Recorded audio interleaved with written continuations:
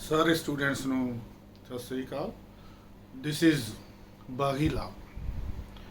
ਇਹ video Punjabi medium ਵਾਲੇ ਲਾ ਸਟੂਡੈਂਟਸ ਲਈ ਹੈ, ਕਿਉਂਕਿ ਪੰਜਾਬੀ ਚ ਮਟੀਰੀਅਲ ਪ੍ਰੋਪਰ ਮਾਰਕੀਟ ਚੋਂ ਨਹੀਂ ਮਿਲਦਾ ਤੇ ਵੇਅਰ ਐਕਟ ਤੋਂ ਕੁਐਸਚਨ ਪ੍ਰੋਪਰ ਫਰੇਮ ਨਹੀਂ ਹੁੰਦਾ, ਤੇ ਇਸੇ ਪਰਪਸ ਕਰਕੇ ਹੀ ਵੀਡੀਓ ਦੀ ਭਾਸ਼ਾ ਜਿਹੜੀ ਹੈ ਆਮ ਬੋਲ ਚਾਲ ਦੀ ਰੱਖੀ ਗਈ ਹੈ, ਕਿਤਾਬੀ ਭਾਸ਼ਾ ਨਹੀਂ ਵਰਤੀ ਗਈ, ਤਾਂ ਕਿ ਚੰਗੀ ਤਰ੍ਹਾਂ ਜਿਹੜਾ ਕਨਸੈਪਟ ਹੈ ਦਿਮਾਗ 'ਚ ਵੜ ਜਾਵੇ, ਹਿਸਾਬ 'ਚ ਆ ਜਾਵੇ। ਅੱਜ ਅਸੀਂ ਦੇਖਾਂਗੇ ਰਜਿਸਟ੍ਰੇਸ਼ਨ ਐਕਟ ਦੇ ਆਬਜੈਕਟਸ ਐਂਡ ਰੀਜ਼ਨਸ, ਇਹਦੇ ਟੀਚੇ, ਇਹਦੇ ਮਕਸਦ ਤੇ ਇਹਨੂੰ ਬਣਾਉਣ ਦੇ ਕਾਰਨ, ਵੀ ਇਹ ਐਕਟ ਬਣਾਉਣ ਦੀ ਲੋੜ ਕਿਉਂ ਪਈ, ਵਿਧਾਨ ਪਾਲਿਕਾ ਨੇ ਇਹ ਐਕਟ ਕਿਉਂ ਬਣਾਇਆ।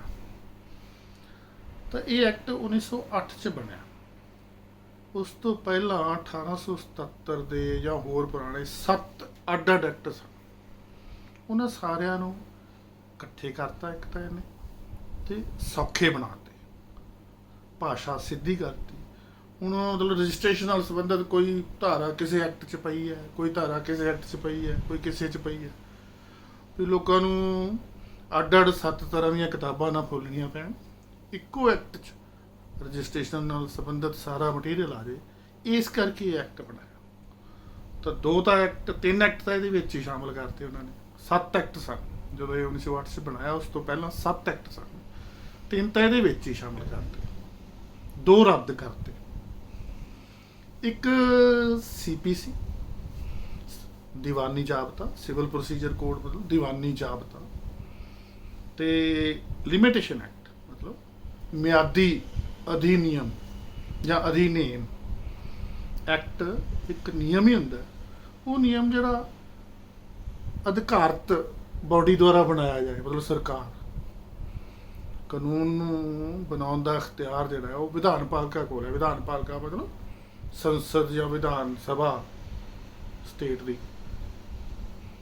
ਤਾਂ ਜਿਹੜੀ ਅਧਿਕਾਰਤ ਬਾਡੀ ਹੈ ਉਹ ਜਦੋਂ ਕੋਈ ਨਿਯਮ ਬਣਾਉਂਦੀ ਹੈ, ਜਿਹਨੂੰ ਆਪਾਂ ਕਾਨੂੰਨ ਕਹਿੰਦੇ ਹਾਂ, ਉਹਦਾ ਨਾਂ ਐਕਟ ਹੁੰਦਾ।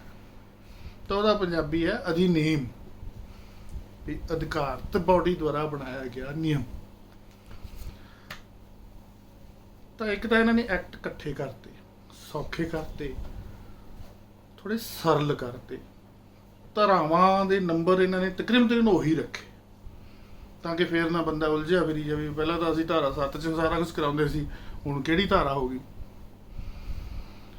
ਤਾਂ ਸਭ ਤੋਂ ਪਹਿਲਾਂ ਆਪਾਂ ਦੇਖਦੇ ਹਾਂ ਜੀ ਵੀ ਰਜਿਸਟਰੀ ਤੇ ਸੇਲ ਡੀਡ। ਸੇਲ ਡੀਡ ਮਤਲਬ ਵਿਕਰੀ ਪੱਤਰ, ਬੈਨਾਮਾ। ਇਹਨਾਂ ਦੋਨਾਂ 'ਚ ਫਰਕ ਕੀ ਹੈ, ਕਿਉਂਕਿ ਇਹ ਦੋਨੋਂ ਲਫ਼ਜ਼ ਇਸ ਐਕਟ 'ਚ ਵਾਰ-ਵਾਰ ਵਰਤੇ ਜਾਂਦੇ ਨੇ। ਸੋ ਸੇਲ ਡੀਡ ਕੀ ਹੁੰਦੀ ਹੈ? ਸੇਲ ਡੀਡ ਹੁੰਦੀ ਹੈ ਵੀ ਮੈਂ ਤੁਹਾਨੂੰ ਜਾਂ ਤੁਸੀਂ ਮੈਨੂੰ ਕੋਈ ਜ਼ਮੀਨ ਵੇਚਦੇ ਹੋ, ਓਕੇ, ਤਾਂ ਆਪਾਂ ਇੱਕ ਕਾਗਜ਼ ਲਿਖ ਲੈਂਦੇ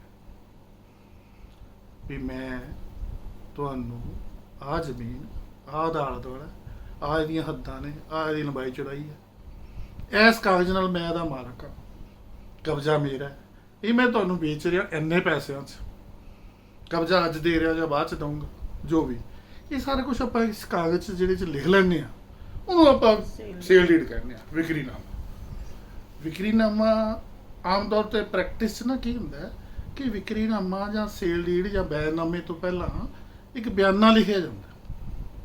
ਹਾਂਜੀ, ਬਿਆਨਾ ਹੁੰਦਾ ਐਗਰੀਮੈਂਟ ਟੂ ਸੈਲ, ਉਹਨੂੰ ਆਮ ਭਾਸ਼ਾ 'ਚ ਬਿਆਨਾ ਕਹਿੰਦੇ ਨੇ। ਬਿਆਨਾ ਕੀ ਹੁੰਦਾ ਵੀ ਮੈਂ ਤੁਹਾਡੀ ਜ਼ਮੀਨ ਖਰੀਦਣਾ ਚਾਹੁੰਦਾ, ਮੈਂ ਤੁਹਾਨੂੰ ਸਾਈ ਫੜਾ ਜਾਂਦਾ,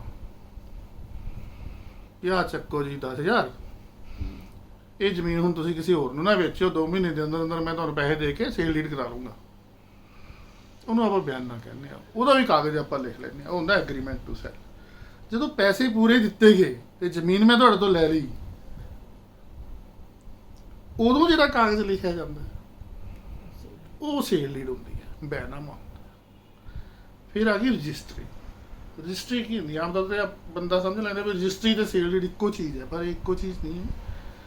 ਆਪਾਂ ਜਿਹੜੀ ਸੇਲ ਡੀਡ ਕੀਤੀ ਤੇ ਉਹ ਕਾਗਜ਼ ਲਿਖਿਆ ਚਾਹੇ ਨਹੀਂ ਲਿਖਿਆ, ਉਹ ਆਪਾਂ 4 ਮਹੀਨੇ ਦੇ ਅੰਦਰ ਅੰਦਰ ਤਹਿਸੀਲਦਾਰ ਕੋਲ ਜਾ ਕੇ ਰਜਿਸਟਰ ਕਰਾਉਣੀ ਹੁੰਦੀ। ਜਦੋਂ ਆਪਾਂ ਉਹੀ ਸੇਲ ਡੀਡ ਸਟੈਂਪ ਪੇਪਰਾਂ 'ਤੇ ਲਿਖ ਕੇ ਤਹਿਸੀਲਦਾਰ ਕੋਲ ਰਜਿਸਟਰ ਕਰਾ ਲੈਂਦੇ ਆ, ਤਾਂ ਉਹ ਰਜਿਸਟਰੀ ਬਣ ਜਾਂਦੀ। ਅੰਗਰੇਜ਼ੀ 'ਚ ਉਹਨੂੰ ਆਪਾਂ ਰਜਿਸਟਰਡ ਸੇਲ ਡੀਡ ਕਹਿੰਦੇ ਹਾਂ। ਇਹ ਦੋਨਾਂ 'ਚ ਫਰਕ। ਸੇਲ ਡੀਡ ਮਤਲਬ ਆਮ ਸੇਲ ਡੀਡ, ਵੀ ਜਦੋਂ ਮੈਂ ਤੁਹਾਡੀ ਜ਼ਮੀਨ ਖਰੀਦ ਲਈ, 'ਚ ਕਬਜ਼ਾ ਦੇ ਦਿੱਤਾ, ਪੈਸੇ ਲੈ ਲਏ ਤੇ ਕਾਗਜ਼ ਲੈ ਲਿਆ। ਰਜਿਸਟਰੀ ਮਤਲਬ ਜਦੋਂ ਉਹੀ ਸੇਲ ਡੀਡ ਆਪਾਂ ਤਹਿਸੀਲਦਾਰ ਦੇ ਕੋਲ ਜਾ ਕੇ ਉਹਦੇ ਰਜਿਸਟਰ 'ਚ ਦਰਜ ਕਰਵਾਤੀ, ਮਤਲਬ ਜੋ ਆਪਾਂ ਲਿਖਿਆ ਹੋਇਆ ਕਾਗਜ਼ ਉਹ ਸਾਰਾ ਕੁਝ ਤਹਿਸੀਲਦਾਰ ਦੇ ਰਜਿਸਟਰ 'ਚ ਵੀ ਲਿਖਿਆ ਗਿਆ ਤਾਂ ਕਿ ਹਮੇਸ਼ਾ ਲਈ ਰਿਕਾਰਡ ਹੋ ਜਾਏ। ਇਹ ਹੋ ਗਈ ਰਜਿਸਟਰੀ।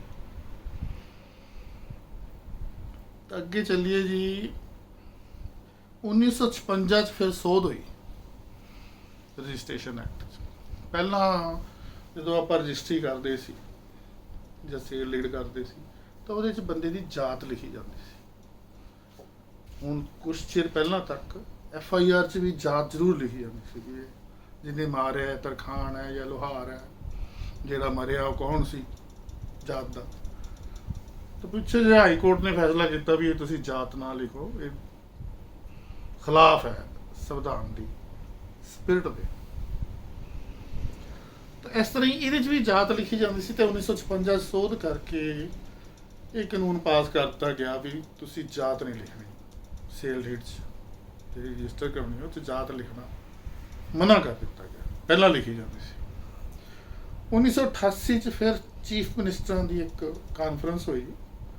ਚੀਫ ਮਿਨਿਸਟਰ ਨੂੰ ਕੈਨੇਡਾ ਅਮਰੀਕਾ ਵੱਲ ਫਸਟ ਮਿਨਿਸਟਰ ਵੀ ਕਹਿ ਦਿੰਦੇ ਆ। ਤਾਂ ਫਸਟ ਮਿਨਿਸਟਰਸ ਕਾਨਫਰੰਸ ਹੋਈ, ਜਿਹਦੇ 'ਚ ਇਹ ਦੇਖਿਆ ਗਿਆ ਵੀ ਕਾਨੂੰਨ 'ਚ ਨੁਕਸ ਹੈ ਕਿ ਲੋਕੀ ਸੇਲ ਡੀਡ ਤਾਂ ਰਜਿਸਟਰ ਕਰਾਉਂਦੇ ਨਹੀਂ। ਜਿਹੜਾ ਵੇਚਣ ਵਾਲਾ ਸਿੰਪਲ ਖਰੀਦਣ ਵਾਲੇ ਨੂੰ ਅਟਾਰਨੀ ਦੇ ਦਿੰਦਾ, ਯਾਨੀ ਮੁਖਤਿਆਰਨਾਮਾ ਦੇ ਦਿੰਦਾ ਵੀ ਮੈਂ ਤੁਹਾਨੂੰ ਅਧਿਕਾਰ ਦੇਣਾ, ਤੂੰ ਮੇਰੀ ਜ਼ਮੀਨ ਨਾਲ ਜੋ ਮਰਜ਼ੀ ਕਰ, ਤੇ ਪੈਸੇ ਸਾਰੇ ਮੈਂ ਲੈ ਲੈਣਾ। ਤਾਂ ਹੁਣ ਜ਼ਮੀਨ ਤਾਂ ਇੱਕ ਤਰ੍ਹਾਂ ਨਾਲ ਤੁਹਾਡੀ ਹੋ ਗਈ, ਮੇਰੀ ਤਾਂ ਰਹੀ ਨਾ। ਪੈਸੇ ਮੈਂ ਲੈ ਲਏ, ਤੁਹਾਨੂੰ ਅਧਿਕਾਰ ਦੇ ਦਿੱਤਾ, ਕਬਜ਼ਾ ਦੇ ਦਿੱਤਾ।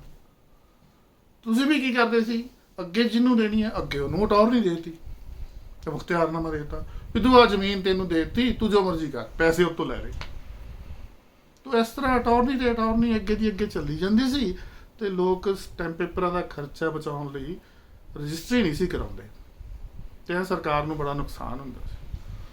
ਤਾਂ 1988 'ਚ ਸਾਰੇ ਚੀਫ ਮਿਨਿਸਟਰਾਂ ਦੀ ਕਾਨਫਰੰਸ 'ਤੇ ਫੈਸਲਾ ਕੀਤਾ ਗਿਆ ਕਿ ਜਿਹੜੀ ਅਟਾਰਨੀ ਹੈ, ਜਿੱਤੋਂ ਇਹ ਪਤਾ ਲੱਗੇ ਵੀ ਅਸਲ 'ਚ ਤਾਂ ਚੀਜ਼ ਵੇਚ ਹੀ ਦਿੱਤੀ, ਇਹਨੇ ਪੈਸੇ ਵੀ ਲੈ ਲਏ, ਉਹ ਵੀ ਰਜਿਸਟਰ ਕਰਾਉਣੀ ਜ਼ਰੂਰੀ।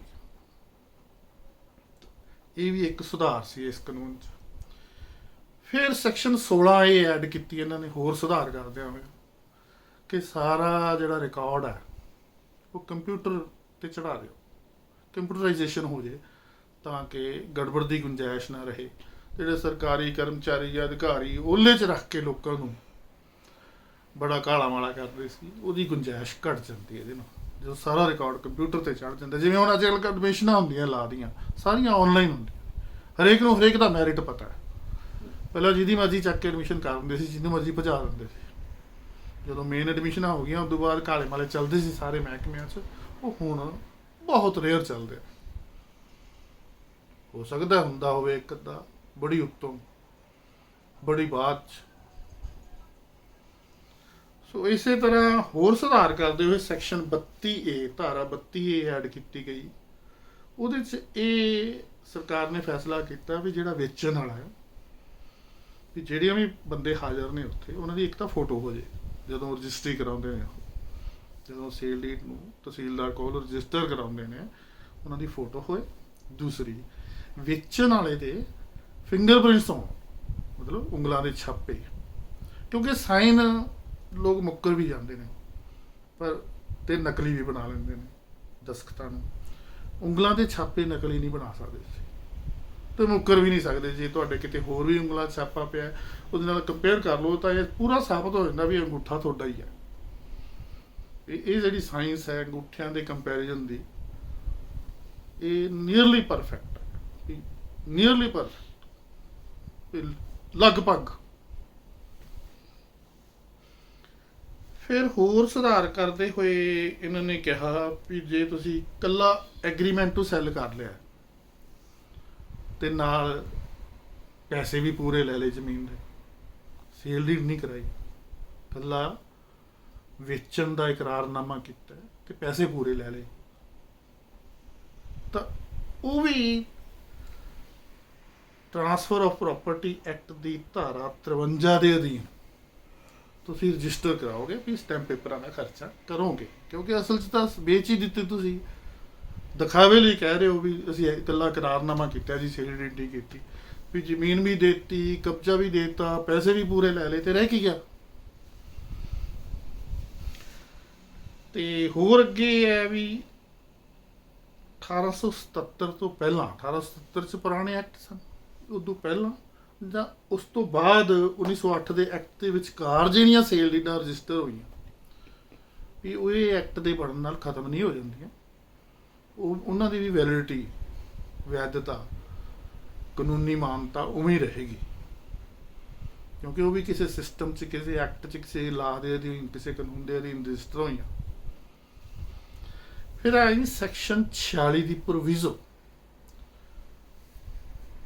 ਪ੍ਰੋਵੀਜ਼ੋ ਹੁੰਦੀ ਹੈ ਕਿੰਤੂ ਪਰੰਤੂ ਵਾਲਾ ਪੈਰਾ,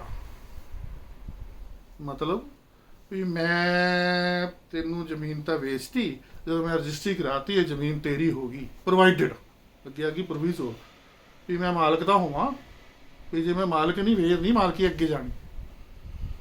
ਤਾਂ ਸੈਕਸ਼ਨ 46 ਦਾ ਕਿੰਤੂ ਪਰੰਤੂ ਵਾਲਾ ਪੈਰਾ ਜਿਹੜੀ ਪ੍ਰੋਵੀਜ਼ੋ ਹੈ, ਕਹਿੰਦੇ ਵੀ ਅਨਰਜਿਸਟਰਡ ਸੇਲ ਡੀਡ ਹੈ ਜਿਹੜੀ, ਉਹਦੇ ਨਾਲ ਮਾਲਕੀ ਤਾਂ ਨਹੀਂ ਅੱਗੇ ਜਾਂਦੀ, ਵੀ ਮਾਲਕੀ ਅੱਗੇ ਜਾਣ ਲਈ, ਵੀ ਮੇਰੀ ਜ਼ਮੀਨ ਤੁਹਾਡੀ ਹੋ ਜਾਣ ਲਈ, ਤੁਹਾਡੀ ਮੇਰੀ ਮਾਲਕੀ ਜਿਹੜੀ ਜ਼ਮੀਨ ਦੀ ਸੀ ਉਹ ਮਾਲਕੀ ਤੁਹਾਡੀ ਹੋਣ ਲਈ ਰਜਿਸਟਰਡ ਸੇਲ ਡੀਡ ਜ਼ਰੂਰੀ ਹੈ।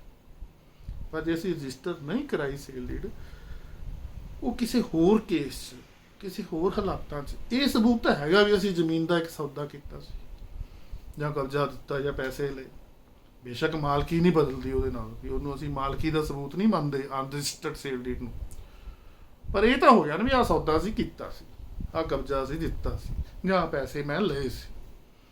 ਦੂਸਰਾ ਜਿਹੜਾ ਸਪੈਸੀਫਿਕ ਰਿਲੀਫ ਐਕਟ ਹੁੰਦਾ, ਉਹਦੇ 'ਚ ਉਹਨੂੰ ਵਰਤਿਆ ਜਾ ਸਕਦਾ। ਸਪੈਸੀਫਿਕ ਰਿਲੀਫ ਐਕਟ ਹੁੰਦਾ ਵੀ ਇਹਨੇ ਮੇਰੇ ਨਾਲ ਵੇਚਣ ਦਾ ਇਕਰਾਰਨਾਮਾ ਕੀਤਾ, ਅੱਧੇ ਪੈਸੇ ਲੈ ਲਏ ਜਾਂ ਪੂਰੇ ਪੈਸੇ ਲੈ ਲਏ, ਹੁਣ ਇਹ ਬਾਕੀ ਪੈਸੇ ਲਏ ਤੇ ਮੈਨੂੰ ਸੇਲ ਡੀਡ ਕਰਾਏ। ਤੁਸੀਂ ਸਪੈਸੀਫਿਕ ਰਿਲੀਫ ਮਤਲਬ ਨਿਰਧਾਰਤ ਜਾਂ ਤੈਅਸ਼ੁਦਾ ਰਾਹਤ ਮੰਗ ਸਕਦੇ ਹੋ ਕੋਰਟ ਤੋਂ, ਵੀ ਜੋ ਇਹਨੇ ਕਿਹਾ ਸੀ, ਜੋ ਅਸੀਂ ਲਿਖਿਆ ਸੀ ਕਾਗਜ਼ 'ਚ, ਉਹ ਮੈਂ ਤਾਂ ਕਰਤਾ, ਇਹ ਵੀ ਕਰੇ। ਮੈਂ ਤਾਂ ਅੱਧੇ ਪੈਸੇ ਦੇ ਦਿੱਤੇ ਕਾਗਜ਼ ਮੁਤਾਬਕ, ਇਹਨੇ ਮਹੀਨੇ ਬਾਅਦ ਸੇਲ ਡੀਡ ਕਰਾਉਣੀ ਸੀ, ਇਹ ਵੀ ਕਰਾਏ, ਵੀ ਜੋ 'ਚ ਲਿਖਿਆ ਸੀ, ਤੈਅ ਹੋਇਆ ਸੀ, ਨਿਰਧਾਰਿਤ ਕੀਤਾ ਸੀ, ਉਹ ਕਰੋ। ਸਪੈਸੀਫਿਕ ਰਿਲੀਫ ਮੰਗਦਾ। ਤੀਸਰਾ ਹੈ ਵੀ ਕੋਲੈਟਰਲ ਟ੍ਰਾਂਜੈਕਸ਼ਨ, ਯਾਨੀ ਹੋ ਮਾਲਕੀ ਤਾਂ ਨਹੀਂ ਪਾਸ ਹੁੰਦੀ ਅਨਰਜਿਸਟਰਡ ਸੇਲ ਡੀਡ ਨਾਲ, ਲੇਕਿਨ ਹੋਰ ਸੌਦੇ ਜਿਹੜੇ ਸੰਬੰਧਿਤ ਸੌਦੇ ਨੇ, ਉਹਨਾਂ 'ਚ ਇਹ ਗੱਲ ਜ਼ਰੂਰ ਸਾਬਤ ਕੀਤੀ ਜਾ ਸਕਦੀ ਵੀ ਹਾਂ ਉਦੋਂ ਅਸੀਂ ਇੱਕ ਕਾਗਜ਼ ਲਿਖਿਆ ਸੀ, ਕਬਜ਼ਾ ਦਿੱਤਾ ਸੀ ਜਾਂ ਪੈਸੇ ਲਏ ਸੀ, ਜਾਂ ਇੰਨੇ 'ਚ ਸਾਡਾ ਵੇਚਣ ਦਾ ਆਪਸ 'ਚ ਤੈਅ ਹੋਇਆ ਸੀ। ਇਹ ਗੱਲਾਂ ਸਾਬਤ ਕੀਤੀਆਂ ਜਾ ਸਕਦੀਆਂ ਨੇ ਇੱਧਰ ਉੱਧਰ ਲਈ। ਤਾਂ ਇਹਦੇ ਨਾਲ ਹੀ ਆਬਜੈਕਟ ਐਂਡ ਰੀਜ਼ਨਸ ਇਸ ਐਕਟ ਦੇ ਟੀਚੇ ਤੇ ਕਾਰਨ ਪੂਰੇ ਹੁੰਦੇ ਨੇ। ਇਹਦੇ ਬਾਬਤ ਕੋਈ ਕੁਐਸਚਨ ਹੋਏ, ਤੁਹਾਡੇ ਮਨ 'ਚ ਕੋਈ ਸ਼ੰਕਾ ਹੋਵੇ, ਤੁਸੀਂ ਕਮੈਂਟਾਂ 'ਚ ਪੁੱਛ ਸਕਦੇ ਹੋ ਤੇ ਮੈਂ ਉਹਦਾ ਜਵਾਬ ਦਿਆਂਗਾ। ਕੋਈ doubt? No doubt. Thank you sir. Thank you, ਧੰਨਵਾਦ, ਰੱਬ ਰੱਖ।